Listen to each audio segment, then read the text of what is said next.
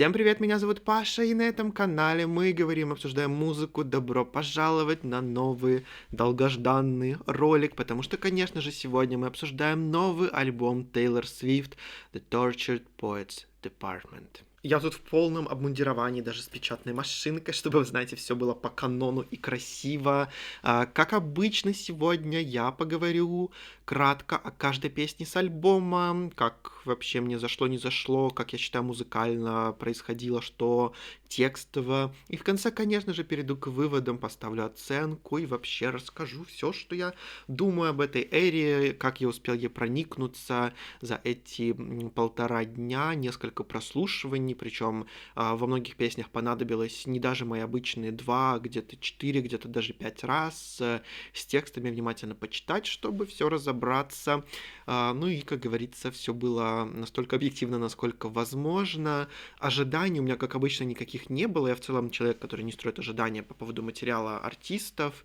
Единственное, что мне хотелось, чтобы было лучше, чем Midnights, потому что если вы смотрите мой канал, подписаны на меня, то знаете, что с Midnights у меня отношения не сложились, альбом мне не очень зашел, оценка была довольно средней. Можете вернуться посмотреть этот обзор тоже, если вдруг что. Но сегодня мы говорим исключительно о новом альбоме. И, опять же, небольшой дисклеймер. Я обсуждаю музыку, конкретно музыку. Это рецензия, это не обзор личной жизни Тейлор Свифт или что-то в этом роде, поэтому я почти не касаюсь никаких имен и вообще обсуждаю этот альбом с точки зрения музыкальной, ее подачи, поэтому какого-то копания в грязном белье, закапывания ее каких-то ухажеров, кавалеров бывших тут не будет. Если вы пришли за этим, вы не по адресу. Но у нас впереди куча песен, поэтому давайте начинать. И, наверное, стоит, как в прошлый раз, такой небольшой дисклеймер провести для возможных поклонников, таких ярых поклонников Тейлор Свифт, которые попали на мой ролик. Я не отношу себя к каким-то диким фанатам, я всегда оцениваю альбомы. Тут это не обзор альбома, это рецензия, где я подхожу четко, я могу его критиковать, я могу быть жестким, может такое случаться, если вы очень нежный, чувственный поклонник, который плохо воспринимает какую-то критику, которая может случиться в рамках рецензии на этот альбом.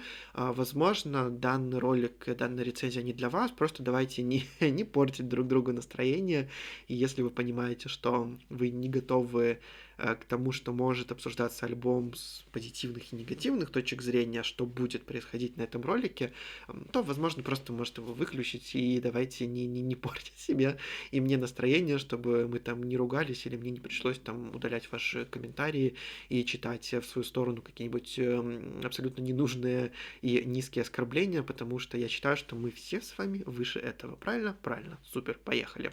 Открывается альбом композиции Fortnite, и это фит с Post Malone и заглавная песня и главный лид-сингл альбома. Рассказывается у нас тут некая история мимолетного романа на стороне, и лицо поющего тут или Тейлор, или какой-то ее персонаж, в целом разницы особо нет. И вот отношений вроде как уже больше нет, но этот человек чуть ли там не твой сосед, уже с женой, а Тейлор или ее, опять же, персонаж все никак не может пережить, не забудет и буквально хочет жену того. Такая, знаете, история очень сильно влюбленной истерички, которая не поняла слова «нет», и мужчины, который не может научиться верности и выставлению личных границ. В целом начинаем мы как будто продолжением альбома Midnights, потому что такая песня вполне могла бы быть там. При этом, на удивление, коллаборация, казалось бы, очень разных артистов, Тейлор Свифт, Пост Малон, что, казалось бы, между ними общего, прозвучало вполне неплохо. Пост Малон особо не выделяется на этой композиции, что-то там подвывает, подпевает понемножку, но прозвучало это вполне себе адекватно. Как открывашка для альбома, она, конечно, весьма субтильная песня, и, возможно, не самый понятный выбор как лид-сингл для целого альбома,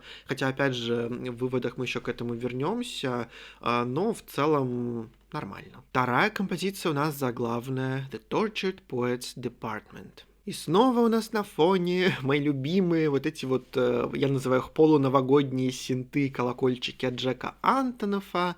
Я не знаю, почему он решил, что Тейлор Свифт просто жить не может без такого звучания, потому что, если честно, такой звук переутомил еще на этапе альбома Midnights. В самой песне рифма, если честно, немножко покинула чат. Больше напоминает мне, вот знаете, голосовое от подруги, которая взахлеб тебе рассказывает историю своего просто нового романа с эксцентричным бойфрендом, с которым у нее любовь до гроба и ненависть до конца жизни, и все это происходит в течение там 24 часов. Довольно много у нас в этой композиции случилось неймдропинга. Естественно, самая громкая строчка — это "We declare Charlie Puth should be a bigger artist".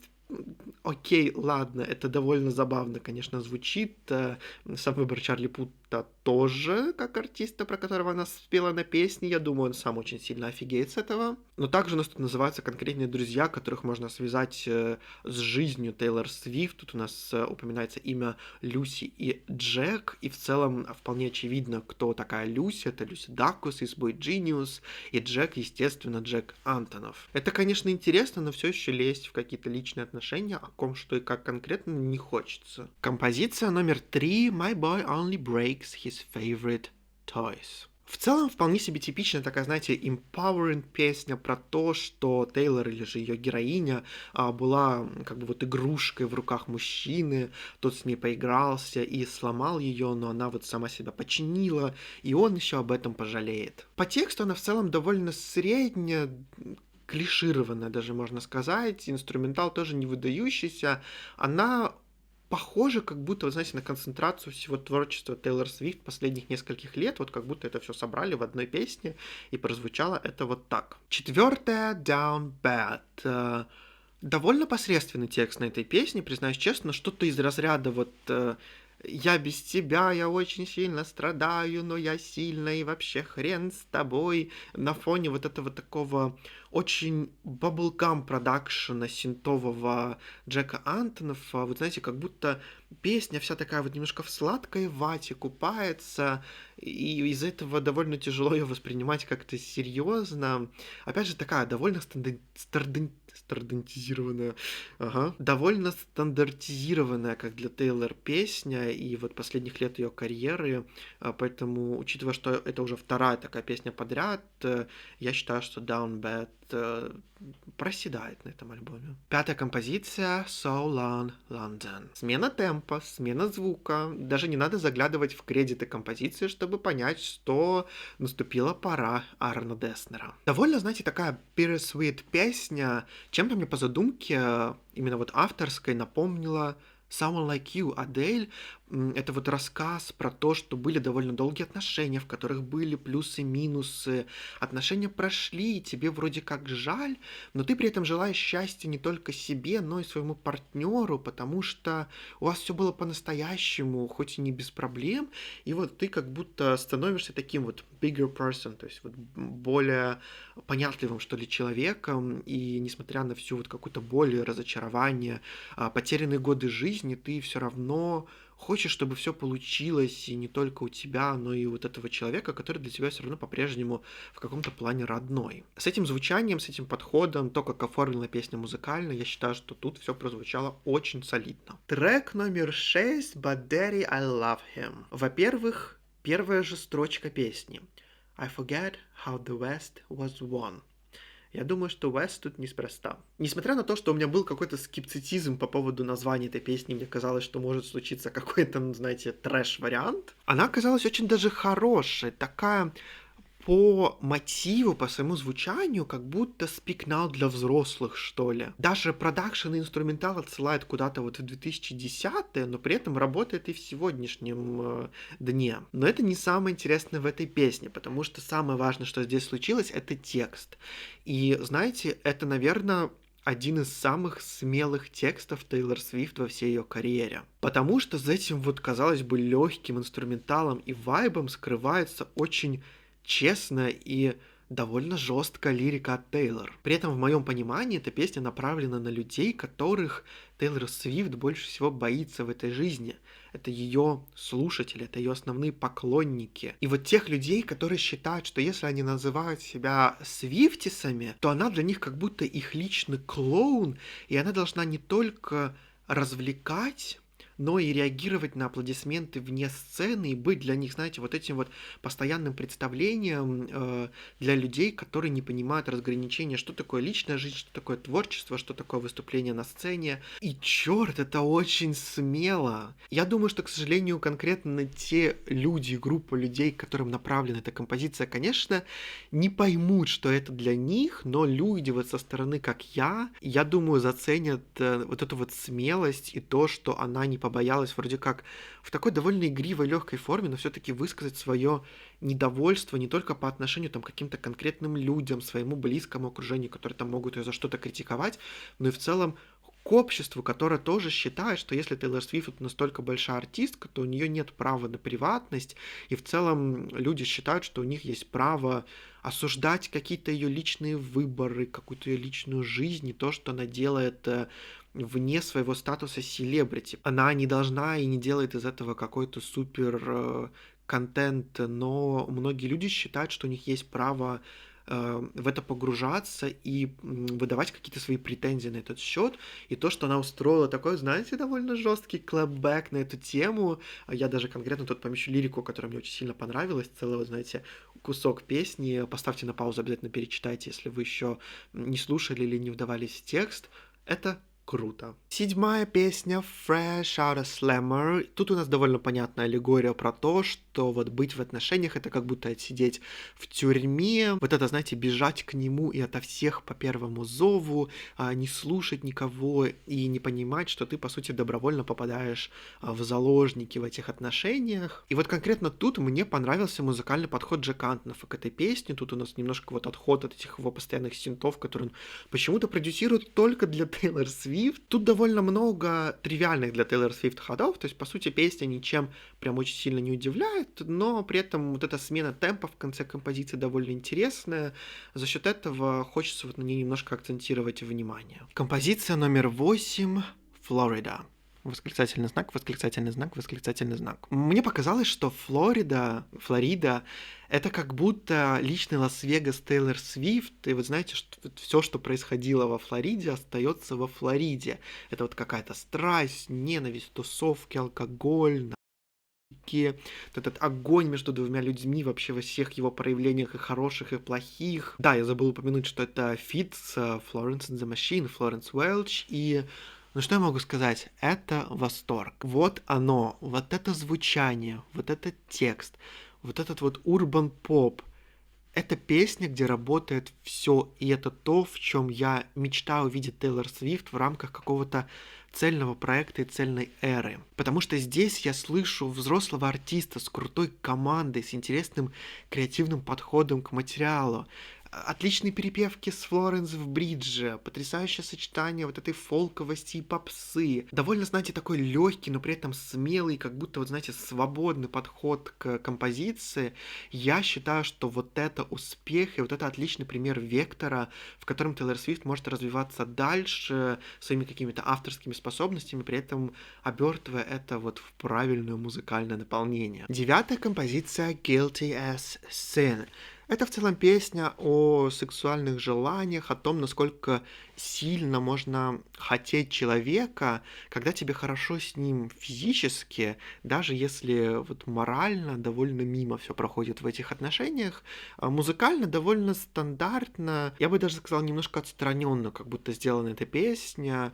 В конце немножко она вот набирает какой-то своей громкости и притягательности, поэтому, наверное, за счет этого тоже немножко запоминается, но в целом вот казалось, что как будто музыкальное сопровождение к этой композиции немножко вот отдельно от нее случилось. Композиция номер 10 «Who's Afraid of Little Old Me». В общем, из-за длины песни там, конечно, достаточно времени, чтобы случились какие-то интересные мысли, и в целом вся вот эта тематика осуждения от близких, от зрителей, когда ты сама себя, по сути, начинаешь считать психичкой, срываешься, больше не можешь быть вот этой вот доброй, милой к которым все привыкли. Вот, ну, примерно так я вижу эту песню, но люди тебя не хотят так воспринимать, потому что привыкли, что ты такая вот вся беззубая.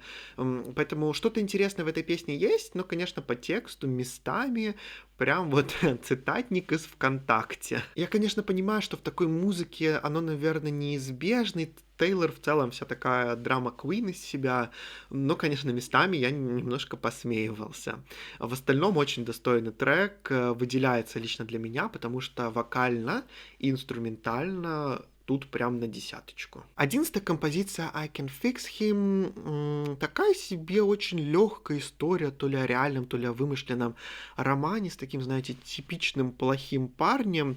При этом сама песня не особо как-то выделяется и запоминается, то есть она такая больше вот легкая история, чтобы перевести дух. Трек номер 12 Ломл, что, как оказалось, расшифровывается Love of My Life, но также и Loss of My Life, если судить по тексту песни. Это песня рефлексия о бурном начале отношений и настолько комфортном времяпровождении, что в какой-то момент вы уже почти семья, и вот вы обсуждаете там и детей, и вообще вся жизнь у вас уже перед глазами, а потом ваши пути расходятся, и ты как будто по-новому смотришь на всю эту киношную романтику и бесконечные разговоры, которые в конечном итоге так и оставались всего лишь разговорами. И ты, с одной стороны, вроде как хочешь нести себя в это теплое чувство, какие-то воспоминания о любви, потому что вот что-то было между людьми, и это как бы тяжело забыть, но при этом потеря ощущается, знаете, как такая маленькая смерть. В целом очень нежная и красивая композиция. Вот знаете, как только становится меньше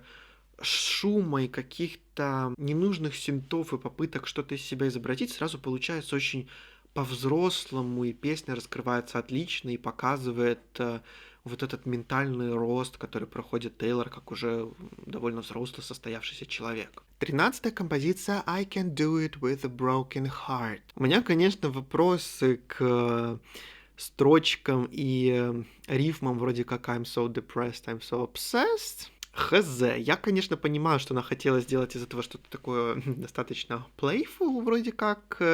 Ну, не знаю, наверное, можно было бы обойтись и без этого, я бы, наверное, больше оценил. Припев для меня лично нет, не работает. Это очень странно, в рамках песни он тоже как-то немножко не вяжется со всем остальным. Куплеты, да, окей. По сути, это такое, знаете, тоже небольшое обращение к людям со стороны, в целом, наверное, к поклонникам, кто ее слушает, что то, что ты видишь снаружи, это просто оболочка, а жизнь внутри, она совсем другая, другие эмоции. И вот когда человек работает, или он на сцене, или он даже выдает какой-то музыкальный материал, это все равно все часть какого-то шоу, где человек контролирует, что он говорит, что он делает, как это все происходит.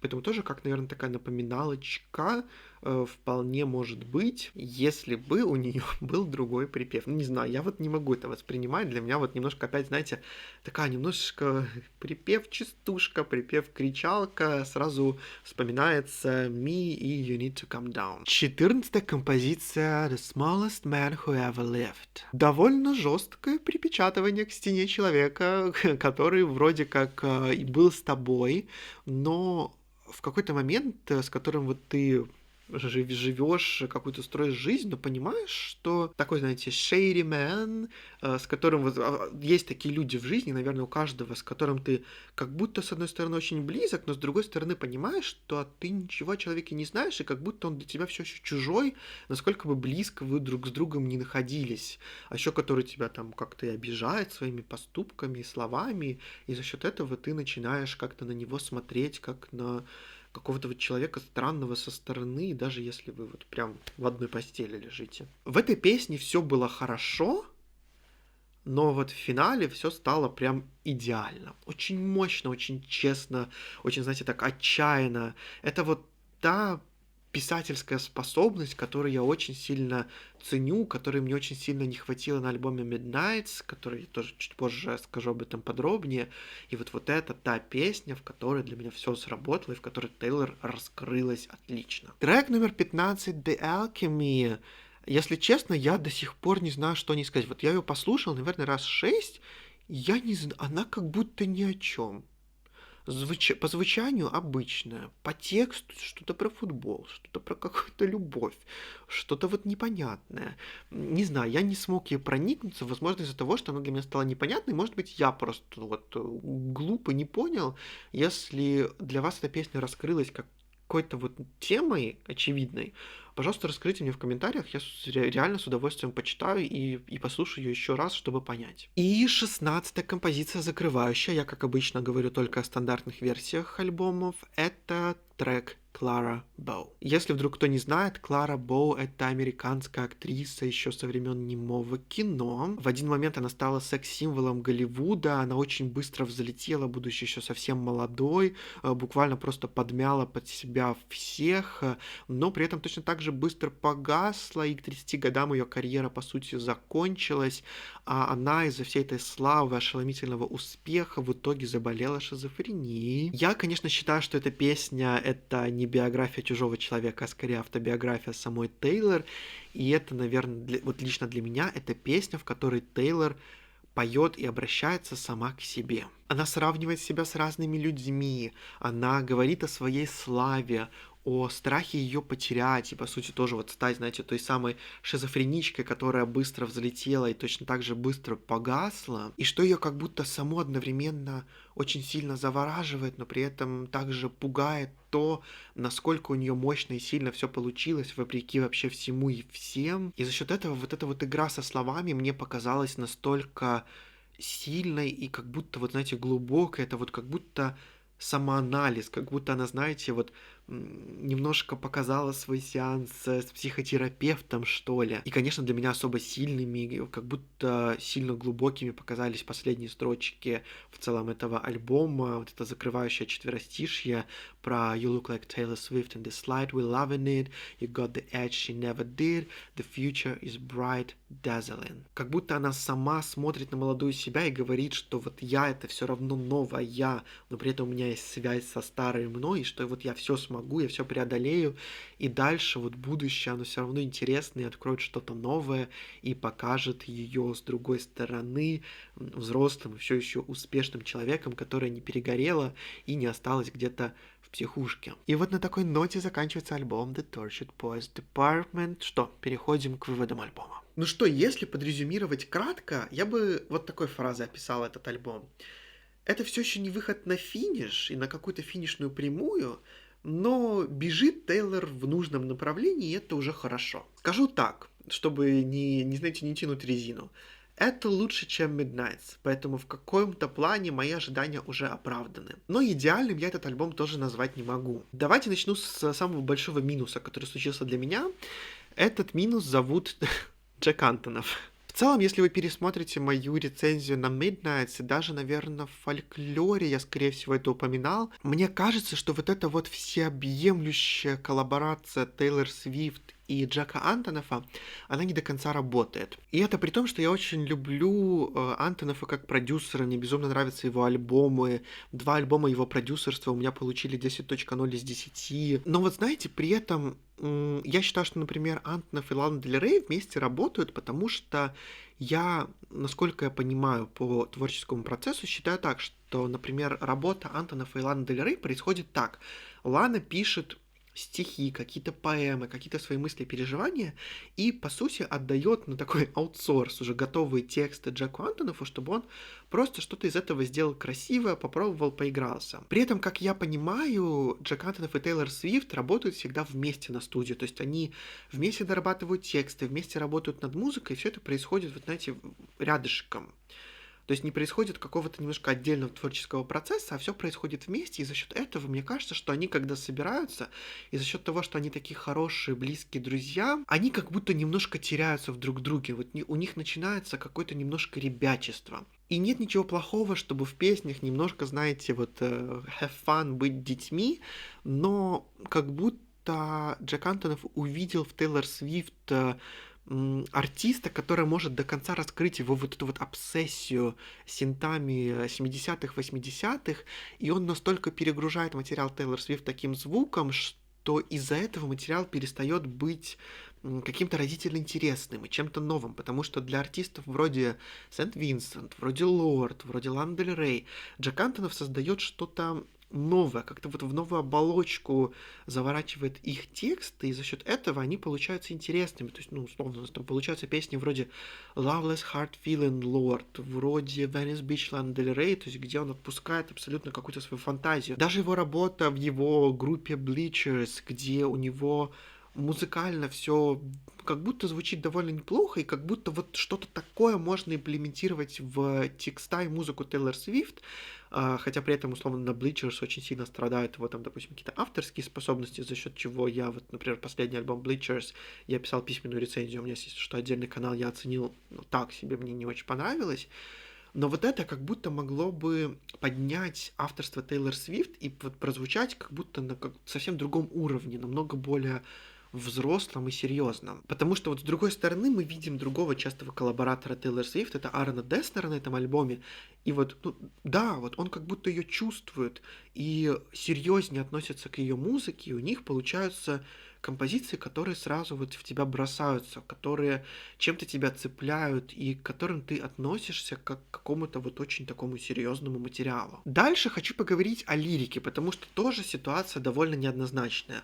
У нас на альбоме очень много, вот знаете, киношной, какой-то заковыристой лирики, и не всегда она используется очень гладко, не всегда ложится и местами иногда перегружает текст, не находя себе какой-то рифмы. Из этого альбом как будто немножко теряет свою мелодичность, ты как будто слушаешь, вот знаете, один длинный подкаст от человека, который не пропевает, а конкретно рассказывает тебе какие-то ситуации, и она как будто пытается это уравновесить какими-то шутками, какими-то, знаете, интересными вставками, такими довольно quirky, я бы сказал, вставочками, но порой из-за этого тоже немножко хочется, знаете, отвернуться от стыда. Да, в каких-то моментах это работает, но вот опять же про тексты, которые я говорил и озвучивал отдельно, иногда это немножко такой, немножко парад кринжа. Я понимаю, что Тейлор в целом немножко такая личность, и она в целом в себе это поддерживает, и тоже это вполне нормально, но текстово это тоже тут не везде сработало, к сожалению, но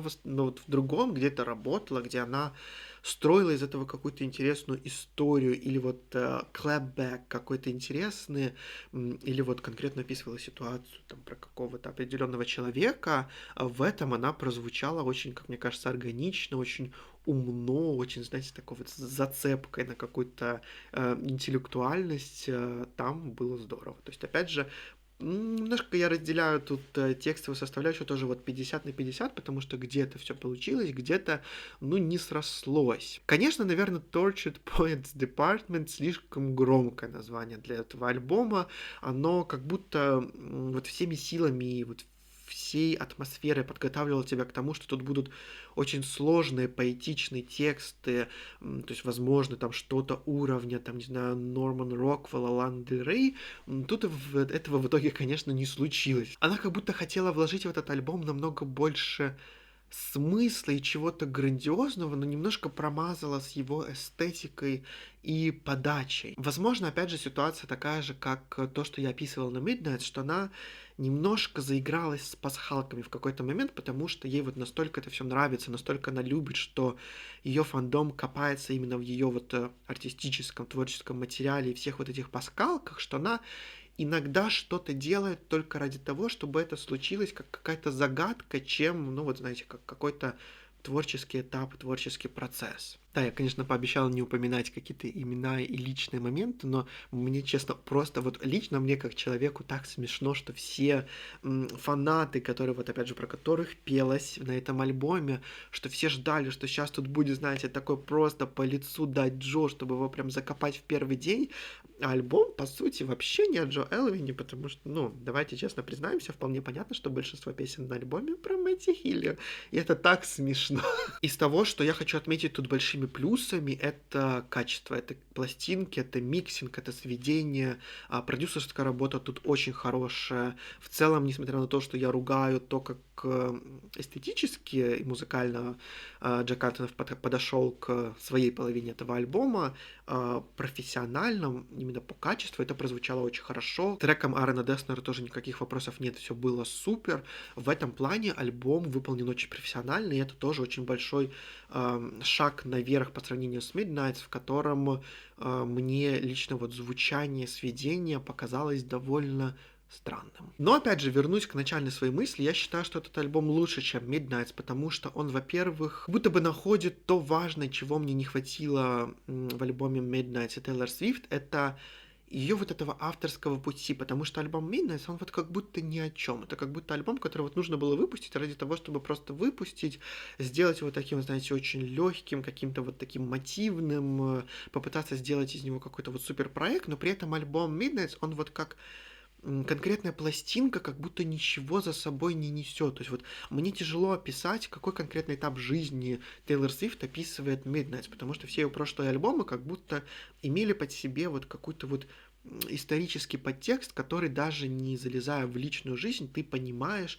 что вот это какой-то важный этап жизни. И вот этот альбом, он тоже при этом ощущается как вот какой-то важный этап жизни, и вот как будто возвращает себя вот в эту вот важную череду повествования Тейлор Свифт, вроде альбомов Red, вроде вот Фольклора, Evermore. И в этом плане он, конечно, довольно выигрышно смотрится по сравнению с Midnights, и в этом плане мне нравится. Ну и, наверное, резюмируя все то, что я сказал, я считаю, что Tortured Poets Department — это альбом, который немножко, конечно, не оправдал своей заявленной грандиозности, с которой он подавался, но при этом получился вполне солидной пластинкой с довольно четким, ярким повествованием и какой-то заложенной в него идеей, который в итоге, наверное, больше сработал, чем не сработал. Да, в нем есть какие-то свои минусы, в нем есть какие-то свои моменты, возможно, странные, возможно, не до конца очевидные, возможно, местами просто кринжовые, что случается. Но при этом это альбом, в котором Тейлор Свифт позволила себе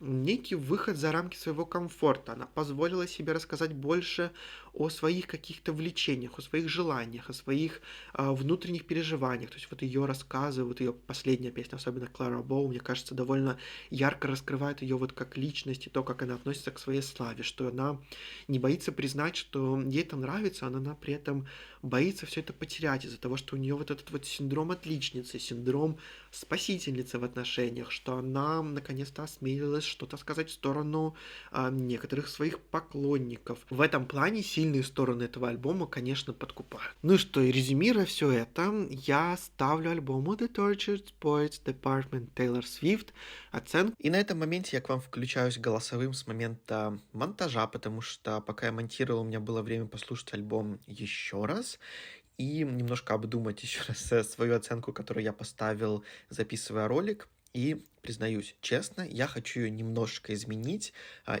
на 0.2 балла, потому что для меня даже десятые очень важны в моих оценках, потому что, ну, все-таки я ставлю оценку один раз, и она сохраняется, уже как бы тяжело ее будет потом менять, и никто об этом особо не узнает. Не скажу, в какую сторону эти 0.2 балла меняются, но моя оценка альбому Taylor Swift составляет 7.2 из 10. Я считаю, что это действительно хороший, нужный шаг в том направлении, в котором, наверное, я бы хотел больше видеть Тейлор Свифт, и, возможно, в котором она бы тоже хотела больше развиваться. Конечно, не все сразу, потому что она сейчас на таком пике, что ей из этого пути можно выжать еще, ну, штучки так 3 альбома и уже дойти до какого-то вот нового вектора, более чего-то личного, собственного, уже с каким-то совсем другим брендингом и подачей. Поэтому я воспринимаю этот альбом, как вы знаете, нужную ступеньку, вроде как, знаете, не упали обратно и уже хорошо. Вот эту нужную ступеньку к какой-то более глобальной цели, которую, возможно, я лично увижу в Тейлор Свифт в ближайшие несколько лет. Ну и что, ой, много я наговорил. Вот такие у меня мысли по поводу нового альбома Taylor Swift The Tortured Poets Department. Теперь, конечно, ваша очередь. Я надеюсь, что вы посмотрите этот ролик, послушайте мои мысли. Как обычно, если вы поклонники, не воспримите их в штыки. И, конечно, давайте общаться, рассказывайте в комментариях к этому ролику, как вам альбом, что вам понравилось, какие темы затронутые вам показались наиболее какими-то интересными, затрагивающими вас. Как вы считаете, что на этом альбоме удалось, что, может быть, не удалось? Ваши любимые песни, нелюбимые песни. В общем, мне очень интересно все читать. Конечно, взаимодействие — это важно. Не забывайте поддержать ролик лайками, не знаю, там, поделитесь с кем-нибудь, если хотите. Опять же, это все тоже важно. Очень много у меня ссылок и вообще всего того, где меня можно найти, что интересного почитать внизу, поэтому тоже не забывайте проверять. Но у меня на сегодня все. Всем огромное спасибо за просмотр. Всем пока.